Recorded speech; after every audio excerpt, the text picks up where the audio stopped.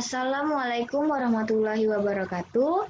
Perkenalkan, nama saya Monik Arnesta Teja dari kelas 12 MIPA 4. Kali ini kita akan membahas pelajaran sejarah bab pertama, yaitu tentang perjuangan bangsa Indonesia menghadapi ancaman disintegrasi bangsa.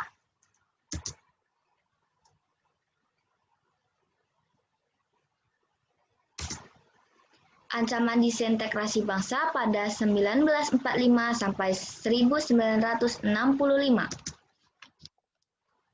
Yang pertama itu ancaman disintegrasi akibat perbedaan ideologi. Yang A, pemberontakan PKI di Madiun tahun 1948. Yang B, pemberontakan DI atau TII. Yang ketiga, pemberontakan G30 SPKI. Yang kedua itu ada ancaman disintegrasi akibat konflik kepentingan.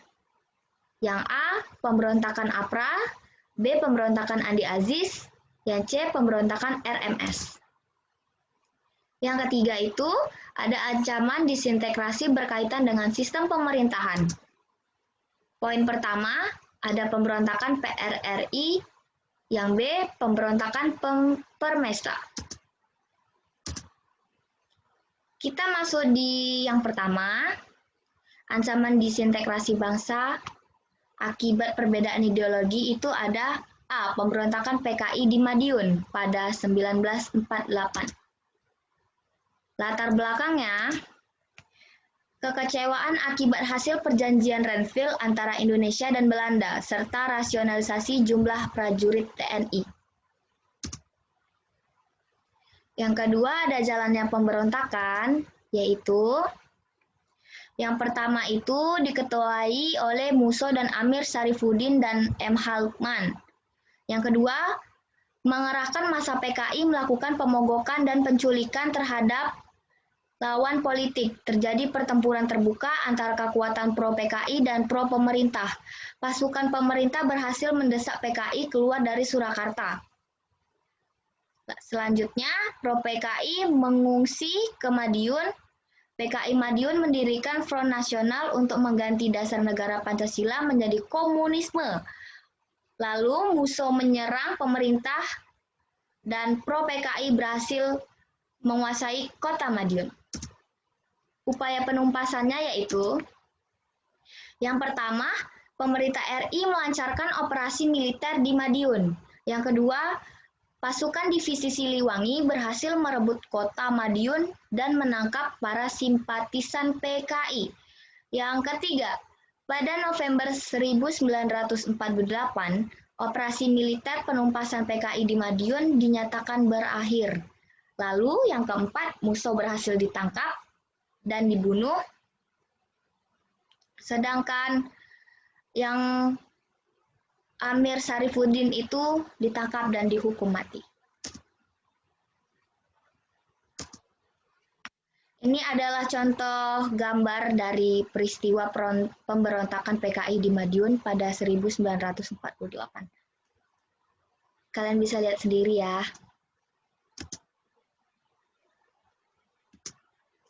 Kita lanjut yang ke B, yaitu pemberontakan DI-TII. Latar belakangnya yaitu pemerintah RI dan pemerintah Belanda sepakat menandatangani perjanjian Renville. Yang kedua, Kolonel Abdul Haris Nasution melakukan perjalanan ke Jawa Tengah yang dikenal dengan istilah Long March Siliwangi. Jalannya pemberontakan, yang pertama itu berdirinya Darul Islam yang dipimpin oleh Amir Fattah. Amir Fattah adalah seorang komandan Laskar Hizbullah yang menentukan keputusan Renville dan menyerang tentara Belanda di setiap pasukan TNI yang memasuki wilayah Jawa Barat yang tidak mengakui keberadaan NII atau Darul Islam tersebut. Yang ketiga ada upaya penumpasan. Yang pertama itu ada dua cara. Yang pertama melalui cara damai dan operasi militer. Yang kedua memakai strategi pagar betis. Ya, ini gambar-gambar pemberontakan DI-TII. Oke, next. Kita masuk ke pemberontakan G30 SPKI. Yang pertama, latar belakangnya. Latar belakangnya ini ada 4 kejadian, yaitu yang pertama, pembentukan anggota Angkatan kelima. Yang kedua, dibentuknya Nasakom. Yang ketiga, konfrontasi dengan Malaysia. Yang keempat, pembantaian para perwira TNI. Yang kedua, jalannya pemerintahan. Yang pertama, PKI melancarkan aksi sepihak. Yang kedua, PKI mempengaruhi Cakrabirawa, Angkatan Udara, dan beberapa unit Angkatan Darat. Yang ketiga, pada 30 September 1965, Letnan Kolonel Untung Sutopo melancarkan aksinya dengan menculik dan membunuh 7 petinggi Angkatan Darat yang dianggap anti-komunis di Jakarta dan di Yogyakarta. Yang keempat, ketujuh petinggi tersebut dibawa ke sumur tua di kawasan Lubang Buaya dan dibunuh secara sadis. Ya, seperti yang sering kita tahu tentang 7 pahlawan revolusioner, ya inilah yang terjadi pada G30 SPKI. Yang kelima, sementara di daerah Yogyakarta, PKI kembali membunuh terhadap Kolonel Katamso dan Letnan Kolonel Sugiono Munginwiyoto. Yang ketiga itu ada upaya penumpasan. Yang pertama, menetralisasi pasukan yang berada di sekitar Medan Merdeka. Yang kedua, mengambil alih Kostrad dan mengambil alih pimpinan Angkatan Darat. Yang ketiga, merebut kembali studio RRI Pusat dan kantor pusat telekomunikasi. Gambar mengenai G30 SPKI. Ya, ini adalah 7 pahlawan revolusioner kita. Yang paling pertama itu S. Parman, yang di bawahnya itu Ahmad Yani, dan lain-lain. Yang saya tahu itu pokoknya 7 pahlawan revolusioner. Masuk ke latar belakang. Oke. 2 ancaman disintegrasi akibat konflik kepentingan. Yang pertama itu ada pemberontakan APRA. Latar belakangnya itu oleh ketidakpuasan beberapa pejuang terhadap kebijakan pemerintahan RIS. Dalam pemberontakannya, pasukan APRA melakukan pembantaian dan pembunuhan terhadap tentara APRIS yang ditemuinya. Yang kedua, dapat menduduki markas divisi Siliwangi. Yang ketiga, Kapten Westerling mengisyaratkan pasukannya untuk menculik dan membunuh semua menteri pada zaman itu. Yang ketiga, ada upaya penumpasan. Yang pertama itu mengisi pasukannya ke Bandung, mengirim pasukannya ke Bandung. Yang kedua, Perdana Menteri RIS mengadakan perundingan dengan Komisaris Tinggi Belanda di Indonesia. Yang ketiga, hilangnya figur pemimpin mengakibatkan pasukan APRA tercerai-berai.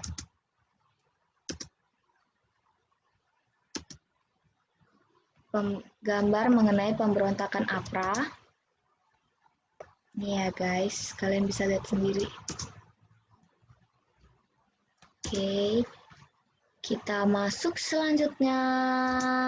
Ada pemberontakan Andi Aziz. Latar belakangnya yang pertama yaitu akibat bentuk ketidakpuasan daerah terhadap kebijakan RERA. Yang kedua, jalannya pemberontakan. Yang pertama itu Andi Aziz mengerahkan pasukannya untuk menduduki objek penting di Makassar. Yang kedua, Andi Aziz menamakan pasukannya dengan pasukan bebas. Yang ketiga, upaya penumpasan. Dalam waktu 4 kali 24 jam, Andi Aziz harus melaporkan diri kepada pemerintah Republik Indonesia Serikat di Jakarta guna mempertanggungjawabkan perbuatannya. Tetapi ia terlambat melapor dan ia ditangkap lalu diadili hukuman 15 tahun penjara.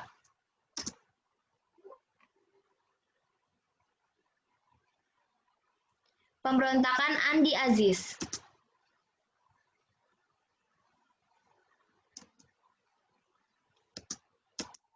Kita masuk ke pemberontakan RMS. Yang pertama, latar belakang. Pemberontakan ini muncul karena penolakan kebijakan pemerintah yang ingin membubarkan negara bagian dan menyatukan dalam NKRI. Yang kedua, jalannya pemberontakan, RMS menghimpun kekuatan dari masyarakat yang berada di Maluku Tengah.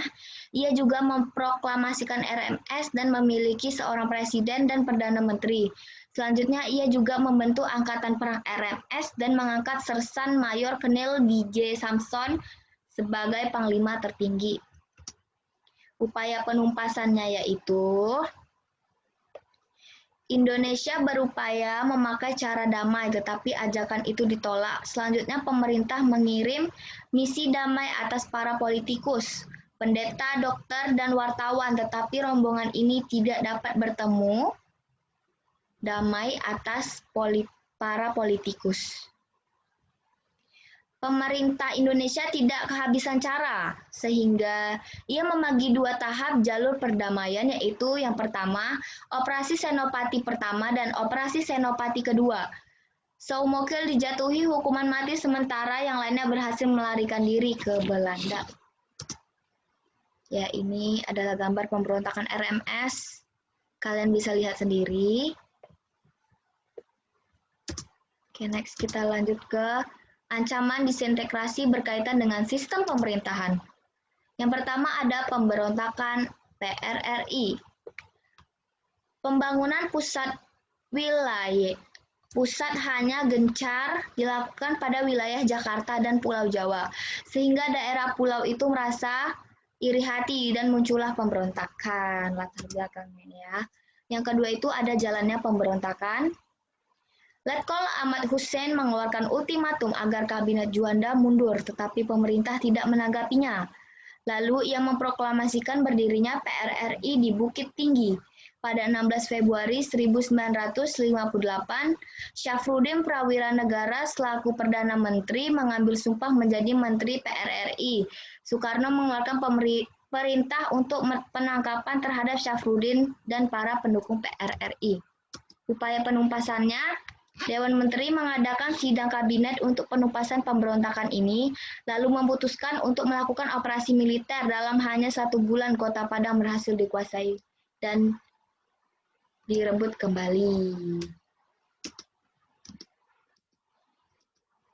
Ini adalah gambar-gambar pemberontakan PRRI. Kita lanjut ke pemberontakan Permesta.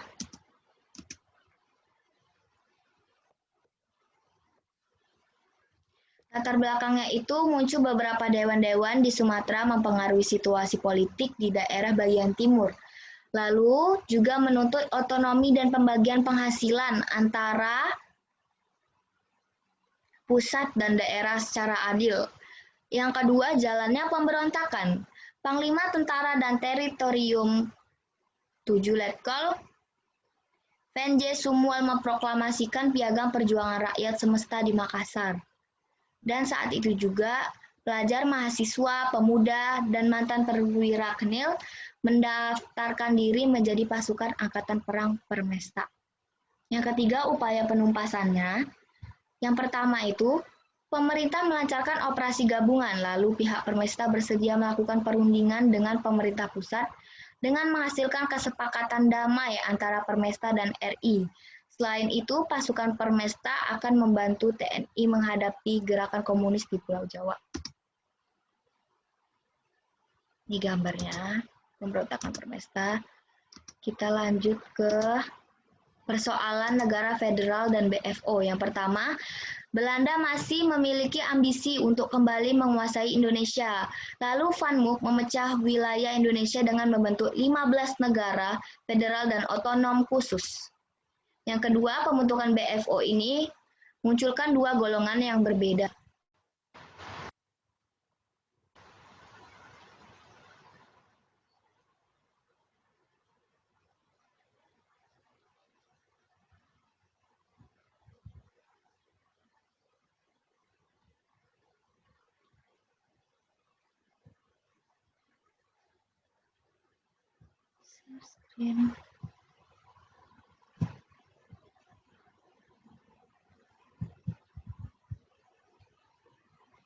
Maaf ya guys, ada kesalahan teknis. Lanjut ke pertentangan dua kubu semakin meningkat ketika Belanda melancarkan agresi militer dua terhadap RI.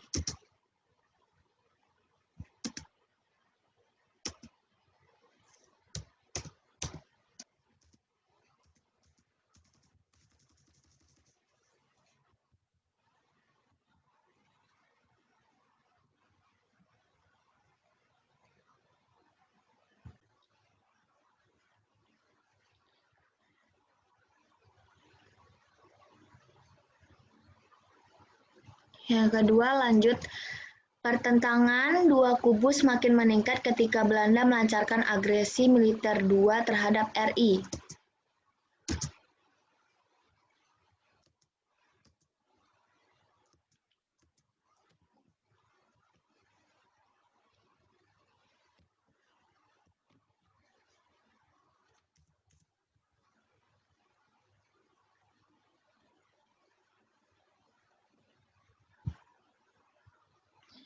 RIS membentuk APRIS terdiri dari unsur TNI dan Kenil, tetapi dari pasukan TNI dan Kenil enggan bekerja sama karena bekas musuh masa revolusi kemerdekaan. Bahkan rakyat di negara bagian ingin bergabung dengan RI karena rakyat tersebut masih dalam penjajahan Belanda. Lalu RIS dibubarkan dan semua bagian negara bersatu dalam NKRI. Ya, lanjut.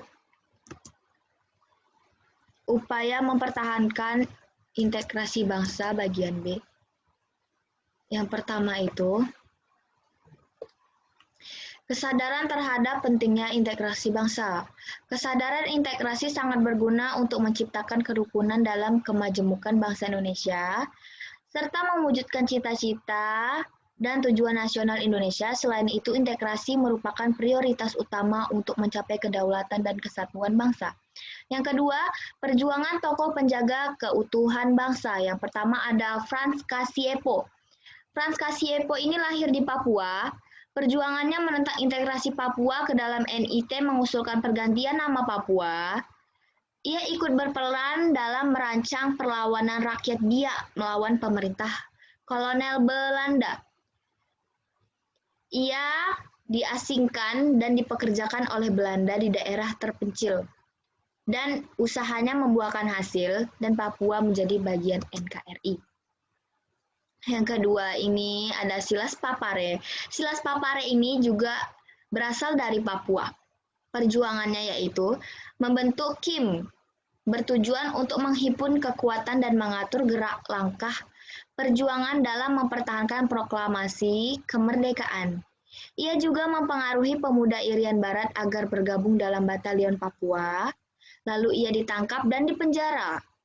Setelah keluarnya ia dari penjara itu, ia diundang kembali ke Yogyakarta dan mendirikan Badan Perjuangan Irian. Setelah itu, ia ikut perundingan di New York, Amerika Serikat. Yang ketiga ada Ida Anak Agung Gede Agung. Lahirnya di Bali. Perjuangannya yaitu ia ingin melemahkan negara boneka, bentukan Belanda tersebut dari dalam. Ia juga berusaha memperjuangkan NIT ke dalam NKRI. Turut mengadakan pertemuan musyawarah federal KMB. Ia juga aktif dalam pengakuan kedaulatan melalui jalur diplomasi dan diangkat menjadi Menteri Luar Negeri Indonesia dan menjadi Duta Besar RI untuk Belgia dan Duta Besar RI untuk Prancis. Selanjutnya kita masuk ke sini aja kali ya. Sri Sultan Hamengkubuwono IX. Lahirnya itu di Yogyakarta. Perjuangannya itu memberikan banyak fasilitas bagi pemerintah Republik Indonesia untuk menjalankan roda pemerintahan. Lalu, ia juga memberikan jaminan keamanan atas penyelenggaraan pemerintahan Indonesia di Yogyakarta. Ia juga menolak menjadi raja di seluruh wilayah Jawa. dia kayak diasut gitu oleh Belanda ini agar dia tuh menjadi raja matinya gitu loh, raja seumur hidupnya di Pulau Jawa, khususnya di daerah Yogyakarta, tetapi Sri Sultan Hamengkubuwono ini tidak mau, hasutannya tidak terpengaruh. Yang ke E ada Sultan Syarif Qasim II, lahirnya itu di Siak, Riau, Pekanbaru tepatnya. Perjuangannya, ia menyerahkan harta senilai 13 juta golden untuk Indonesia pada masa kemerdekaan itu, dan ia juga mengibarkan bendera merah putih dikibarkan di tempat kerajaannya itu. Yang ke F ada Siswondo Parman, atau kita sering menyebutnya dengan S. Parman. Lahirnya itu di Jawa Tengah, perjuangannya adalah berhasil membongkar gerakan rahasia yang digerakkan oleh APRA. Ia juga menjadi salah satu korban pembantaian G30 SPKI. Yang ke G ada Gatot Subroto. Ia lahir di Semarang. Perjuangannya, ia menduduki sejumlah jabatan penting. Lalu, ia memimpin untuk menyerbu pasukan PKI dan akhirnya menang. Lalu ia juga menggagas terbentuknya AKABRI. H. Slamet Riyadi. Lahirnya di Surakarta atau Jawa Tengah, perjuangannya yaitu ikut dalam penumpasan pergerakan di Jawa Barat dan RMS. Ia gugur dalam penumpasan RMS. Namanya diabadikan sebagai nama Kesatrian Grup 2 Kopassus Kartasura. Selanjutnya ada I. Ahmad Yani. Kita geser dulu. Sini ya. Oke. Lahirnya di Purworejo, perjuangan Ahmad Yani ini membentuk pasukan khusus yang disebut Banteng Riders dalam melawan pemberontakan DITII. Ia diangkat menjadi komandan PRRI di Sumatera Barat, dan ia juga berhasil merebut kembali Padang dan Bukit Tinggi. Ia juga diangkat menjadi Menteri atau Panglima Angkatan Darat, Men atau Pangat, dalam pemberontakan G30 SPKI. Dan ia menjadi salah satu korban pembantaian G30 SPKI. J. Abdul Haris Nasution, lahirnya di Kota Nopan, Sumatera Utara. Perjuangannya yaitu, ia merupakan salah satu tokoh militer yang berperan besar dan menjaga integrasi bangsa. Ia juga diangkat sebagai Panglima Tentara dan Teritorial Jawa yang bertugas menghadapi agresi militer satu Belanda. Ia juga diangkat menjadi Kasat atau Kepala Staf Angkatan Darat. Lalu ia juga diberi gelar Jenderal Besar TNI untuk mengisi masa pensiunannya dengan menulis buku berdasarkan pengalamannya di dunia militer. Yang K ada Donald Ignatius Panjaitan atau sering kita sebut dengan DI Panjaitan. Lahirnya di Balige, tepatnya di Sumatera Utara.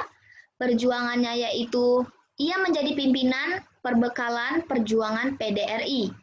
Lalu ia diangkat menjadi Kepala Staf Operasi Tentara dan Teritorium 1 atau Bukit Barisan di Medan. Dan ia dipindahkan sebagai Kepala Tentara dan Teritorium 2 atau Sriwijaya. Dan ia juga turut mendapat gelar pahlawan revolusi karena dia menjadi salah satu korban juga dalam pembantaian G30 SPKI. Ada Muhammad Yamin, lahirnya di Talawi, Sawah Lunto atau Sumatera Barat.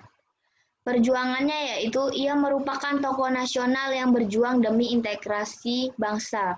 Melalui pemikiran politik dan sastra, ia juga menjadi salah satu tokoh yang menyumbangkan konsep Pancasila dan UUD 1945 pada era kemerdekaan. Ia juga menduduki jabatan penting dalam pemerintahan, salah satunya menjadi anggota KENIP. Karya-karya Muhammad Yamin antara lain Gajah Mada, Sejarah Peperangan Diponegoro, dan Tan Malaka.